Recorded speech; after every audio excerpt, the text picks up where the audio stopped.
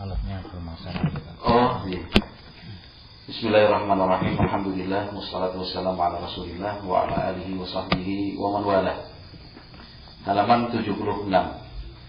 Masih ringkasan tata cara pelaksanaan salat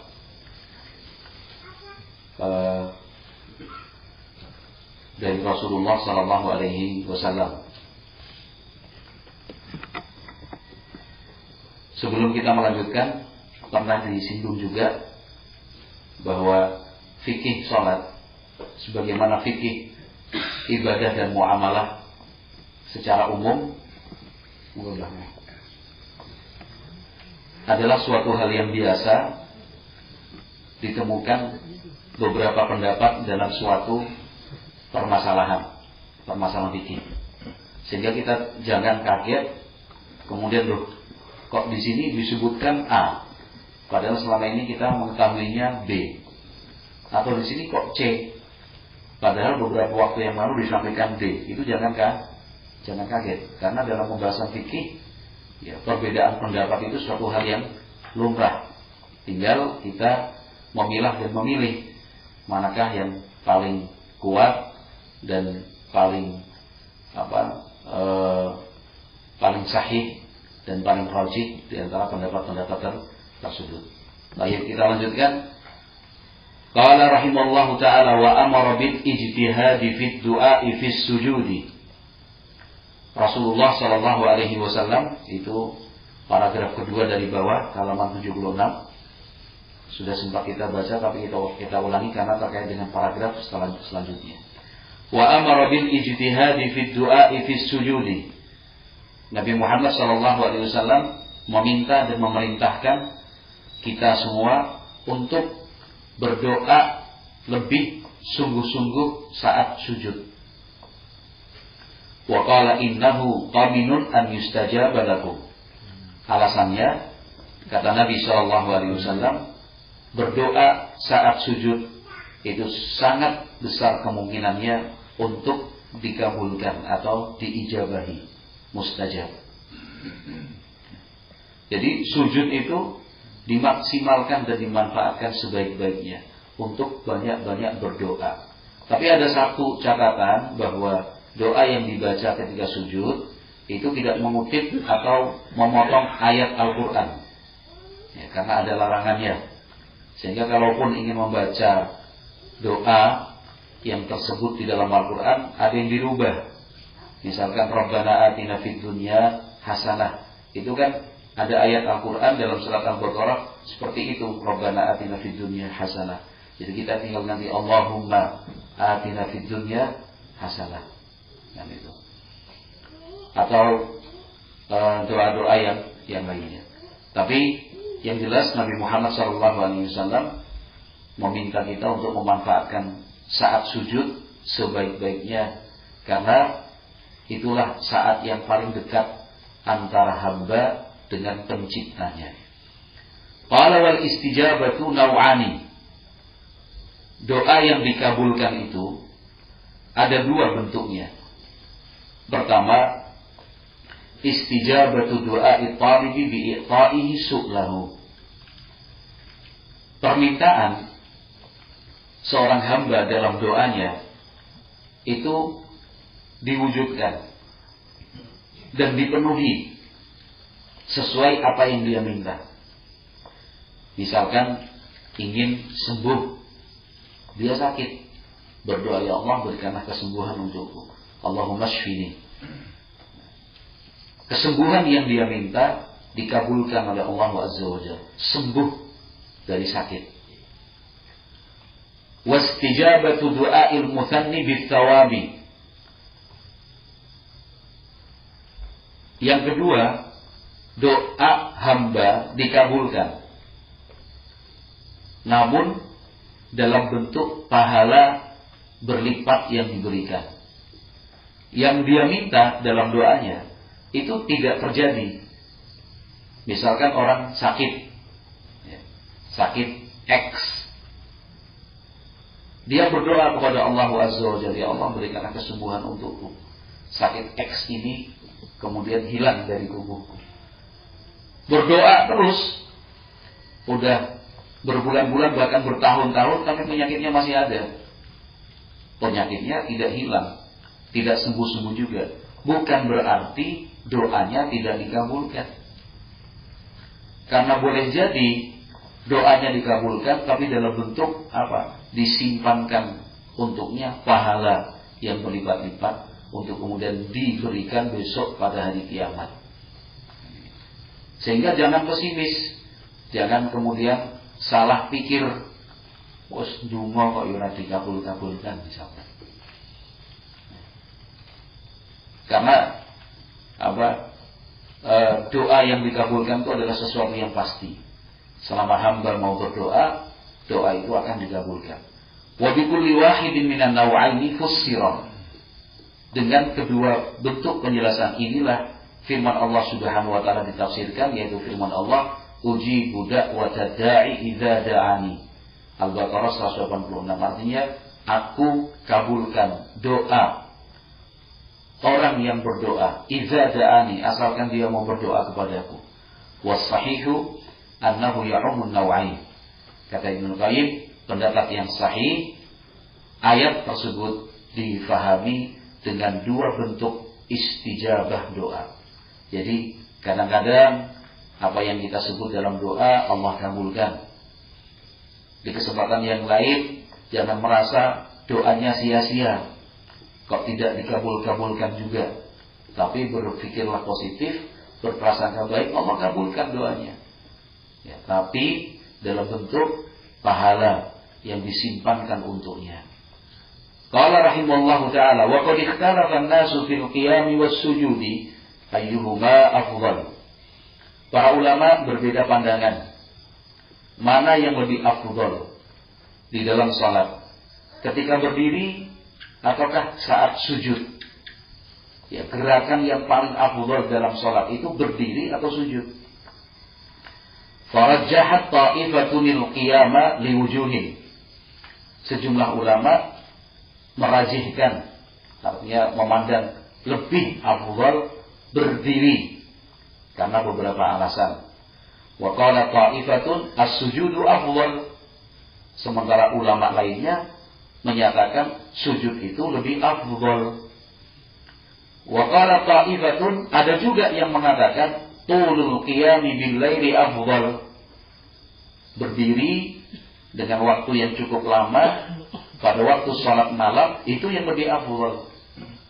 Wa kathratur ruku'i was sujudi bin nahari afdal. Sementara di siang hari memperpanjang ruku dan sujud atau memperbanyak ruku dan sujud itu lebih afdal. Mana ini sekarang yang dipilih pendapat-pendapat tadi? Wa qala syekhuna, kata Ibnu Qayyim rahimahullah, sementara guru kami yaitu Syekhul Islam Ibnu Taimiyah menyatakan as-sawabu annahuma sawa'un. Pendapat yang benar, semua di atas tadi kedudukannya sama. Berdiri itu ya afdal, sujud pun afdal. Kalau salat malam lama berdiri afdal. Kalau di siang hari sering-sering rukuk dan sujud, artinya banyak-banyak salat, itu pun afdal. Artinya dari aspek mana kita lihat. Begini keterangannya. Qala wal qiyamu afdalu bi dzikrihi wa huwa al-qira'atu. Berdiri ketika salat dinilai lebih afdal karena ketika berdiri ada bacaan salat, termasuk membaca Al-Qur'an. Was-sujudu afdalu bi hay'atihi. Sujud disebut lebih afdal karena bentuk dan posisinya. Ya, betul-betul kata beliau, fa hay'atus sujudi afdalu min hay'atil qiyami. Bentuk orang yang sujud itu lebih afdal daripada ketika dia berdiri, ya kan? Betul-betul menghambakan dan merendahkan diri di hadapan Allah Subhanahu wa taala. Wa dzikrul qiyami afdal min dzikris sujudi. Tetapi yang dibaca ketika berdiri itu lebih afdal dibandingkan apa yang dibaca ketika sujud. Dalam hal ini apa? Bacaan Al-Qur'an. Kalau sujud kan nggak boleh justru membaca Al-Qur'an, nggak boleh. Kama wa hakadza kana hadyun Nabi sallallahu alaihi wasallam, dan seperti itulah ya, petunjuk yang diajarkan oleh Nabi Muhammad sallallahu alaihi wasallam. Fa innahu Nabi Muhammad sallallahu alaihi wasallam itu kana idza aqala al-qiyama aqala ar-ruku'a was-sujuda. Kalau beliau berdiri dengan waktu yang cukup lama, rukuk dan sujud pun lamanya seperti itu juga. Kama fa'ala fi salatil kusufi wa fi salatil laili. Hal itu beliau lakukan ketika salat gerhana dan salat malam. Wa kana idza khaffafa al-qiyama khaffafa ar-ruku'a was-sujuda. Sementara ketika berdiri, beliau meringankan, artinya berdirinya tidak terlalu lama, maka rukuk dan sujud pun kira-kiranya sama. Tidak terlalu lama juga. Wa kadzalika kana yaf'alu fil fardhi. Apakah itu beliau kerjakan ketika sholat sunnah saja? Jawabannya tidak. Itu pun beliau lakukan di sholat wajib. Baik, qala rahimahullah, ini ganti pembahasan. Tsumma kana Rasulullah sallallahu alaihi wasallam yarfa'u ra'sahu mukabbiran ghaira rafi'in yadayhi. Nabi Muhammad alaihi salatu wassalam kemudian mengangkat kepala dari sujud tanpa mengangkat kedua tangan sambil bertakbir. Ini kan posisinya tentang sujud. Ini masih ya. Itu kalau kita kembali ke halaman atau 2 halaman sebelumnya, pembahasan kita masih tentang sujud. Apa yang dibaca dalam sujud? Ada beberapa jenis atau ada beberapa bentuk doa yang diriwayatkan. Kemudian beliau ingatkan kalau sujud banyak-banyak doa. Sampai kemudian dibahas mana yang lebih afdal, sujud atau ketika berdiri. Nah, kembali pembahasannya tentang sujud. Ketika bangkit dari sujud, Nabi Muhammad mengangkat kepala dengan mengucapkan takbir tanpa angkat tangan. Kenapa beliau terangkan begini? Sebab ada yang berpendapat bangun dari sujud pun mengangkat kedua tangan. Tetapi itu tidak dilakukan oleh Nabi Muhammad SAW. Wa yartafi'u minhu ra'suhu qabla yadayhi. Kepala diangkat terlebih dahulu sebelum tangan. Tsumma yajlisu muftarishan. Lalu beliau duduk iftirash namanya. Apa itu? Yafrishu rijlahul yusra. Beliau bentangkan kaki kiri. Wa yajlisu alaiha. Duduk di atas kaki kiri itu. Wa yansibul yumna. Dan menegakkan kaki kanan. Diberdirikan. Walam yuhfaz anhu sallallahu alaihi wasallam fi hadzal mawdi'i jilsatan ghaira hadhihi. Cara duduk ini adalah cara duduk satu-satunya, karena tidak ditemukan riwayat dari Nabi Muhammad alaihi salatu wasallam beliau duduk di antara 2 sujud dengan cara duduk selain cara duduk ini, yaitu iftirash. Ini kapan ini? Di antara 2 sujud. Ya, seperti yang biasa kita lakukan, tapi ingat kaki kanannya diberdirikan, ditegakkan, ya. Jadi begini, ya. Dan ini tegak namanya. Artinya jarinya menunjuk. Apanya? Ya, dibuatkan lurus. Jadi kaki kiri diduduki, yang kaki kanan diberdirikan, ditegakkan seperti ini, menghadap kiblat. Kecuali nanti kalau pas keseleo sakit dan segala macam ya itu lain-lain, asam urat. Ada warna kayak gitu. Akhirnya terus duduknya begini, ya kan? Nggak ada masalah. Karena itu ada sebuah alasan yang bisa diterima. Qala wa kana yadh'u yadayhi 'ala fakhidhayhi. Beliau meletakkan kedua tangan di atas paha. Wa yaj'alu mirfaqaihi 'ala fakhidhihi. Kemudian siku itu juga di atas paha. Wa tarafa yadihi 'ala rukbatihi. Ujung jari jemari itu di atas lutut. Ya, jadi duduk di antara 2 sujud. Ya, duduk di antara 2 sujud begini, ya kan? Kaki kanan ditegakkan, kaki kiri diduduki, ujung jari jemari itu di atas lutut, sikunya juga di atas paha. Bukan kemudian begini atau begini.